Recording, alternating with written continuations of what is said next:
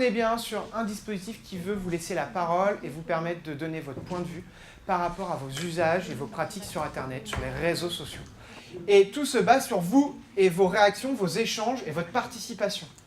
Ce plateau va vous permettre de positionner des publications qu'on a sélectionnées.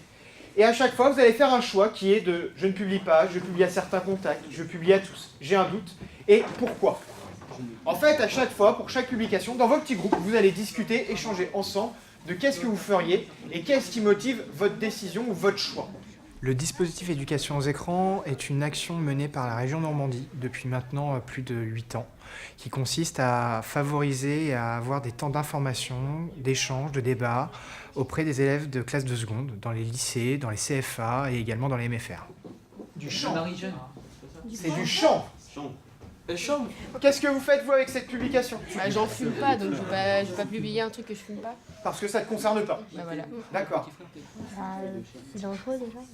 D'accord. Donc du coup, pour vous, le fait d'avoir ce type d'image, ça renvoie quoi comme image de vous? Que je fume de ça, et comme c'est dangereux, Au boulot, c'est pas terrible. Voilà, au boulot, c'est pas terrible, du coup on peut se blesser. Par contre, imaginons, vous publiez plutôt cette image-là. Tire dessus et voit comment les étoiles tournent. Même si c'est pas vous sur l'image, qu'est-ce que va interpréter la personne qui pourrait voir cette publication venant de vous? Comment? Les autres, en fait. Il incite les autres? Et la loi a dit quelque chose par rapport à ça, au phénomène d'incitation ou pas? Et amende Imaginons que demain vous publiez ce type d'image, vous êtes sur une incitation à la consommation, si quelqu'un porte plainte par rapport à ça, vous êtes sur 5 ans d'emprisonnement possible avec 75 000 € d'amende. Là, vous voyez un truc comme ça, ça vous déplaît. Est-ce qu'il y a quelque chose que vous pourriez faire en direct? Le signaler. Ouais, Damien, t'as raison, le signaler. Et ça fait quoi en fait de le signaler, pour le coup? Ça l'efface de notre poche. Et puis aussi on peut bloquer la personne. Également. Vous pouvez être aussi sur bloquer la personne si ces publications ne vous conviennent pas. En fait, la e-réputation, c'est tout ce que vous publiez ou tout ce qui est publié à votre sujet. C'est l'image qui est renvoyée de vous au travers des réseaux, au travers d'Internet. Vos réseaux, c'est comme une grande vitrine. Donc n'hésitez pas à un moment à publier des choses qui peuvent vous valoriser et donner envie à un futur employeur de venir de vous embaucher. Ça peut être ça aussi, de montrer votre centre d'intérêt. On est là pour discuter et échanger avec les élèves sur ce qu'ils publient et pourquoi, qu'est-ce qui les motive à publier à tout le monde ou à certains contacts, et surtout voir avec eux les incidences que ça peut avoir, aussi bien au niveau légal qu'au niveau de leur relation avec les autres. Et puis aussi échanger avec eux sur les conditions d'utilisation des réseaux sociaux, c'est-à-dire à quoi on s'engage quand on crée un compte sur un réseau social du type Facebook, Snapchat. Quelle information est obligatoire pour créer un compte chez Facebook? Prénom, nom de famille, numéro de téléphone ou email, Ouais. nouveau mot de passe, et puis date de naissance, et puis si c'est un homme ou une femme. Les 13 ans, c'est tout simplement parce que l'entreprise Facebook a le droit de revendre vos informations personnelles. En fait, dès qu'on renseigne une information, c'est comme si on avait créé un compte client à l'entreprise Facebook.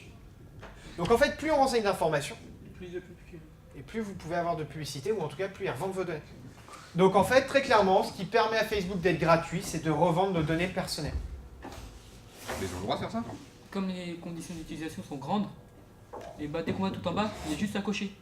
Et comme moi on a souvent la flemme de lire, on coche juste et puis on met suivant après. C'est vrai. Souvent, on ne prend pas le temps de le lire. Et bien, c'est ce qu'on va aller regarder tout de suite là. Il y a un petit paragraphe qui dit plus d'informations sur la publicité en ligne. En fait, là, très clairement, Facebook, il nous dit ouvertement qu'il vend nos informations à des régies publicitaires. C'est marqué noir sur blanc. C'est comme ça que vous recevez la pub. Je veux dire, eux, ils se font de l'argent avec ce qu'on prend en nous. Nous, on n'a rien en échange. Je veux dire, pour moi, ils n'ont pas le droit de les revendre. Pourtant, on a accepté ces conditions. Même si on les a acceptées, pour moi, Vous servez juste de support publicitaire, sans être rémunéré, rien du tout. Et puis enfin, de discuter aussi sur comment repérer une arnaque, comment repérer des fraudes qu'il pourrait y avoir, auxquelles ils pourraient être confrontés. En fonction des classes, en fonction des établissements, on peut avoir tout type de réaction de la part des élèves. C'est-à-dire qu'on peut avoir des élèves qui sont déjà très informés parce que le dispositif arrive au moment où ils rentrent en classe post-troisième. Donc il est possible qu'ils aient vécu déjà d'autres temps d'information avant dans leur scolarité. Et donc du coup, le dispositif est une piqûre de rappel pour eux. Comme pour certains, et majoritairement pour les élèves, c'est la première fois qu'ils ont un temps d'information et de discussion et d'échange. Déjà, je savais déjà des trucs, mais comment je savais pas ils reprenaient nos images pour les revendre, tout ça. Ça fait une prévention. Ça nous prévient déjà tout ce qu'on met sur les réseaux sociaux et après rediffuser, tout ça.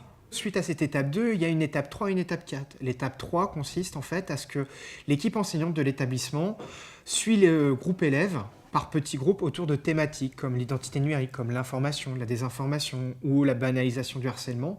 Et les élèves sont dans un travail de recherche afin de produire un support de communication afin qu'ils le diffusent dans l'établissement de manière matérielle ou immatérielle, c'est-à-dire sur un site internet ou sur une affiche qui peut être exposée après dans l'établissement scolaire.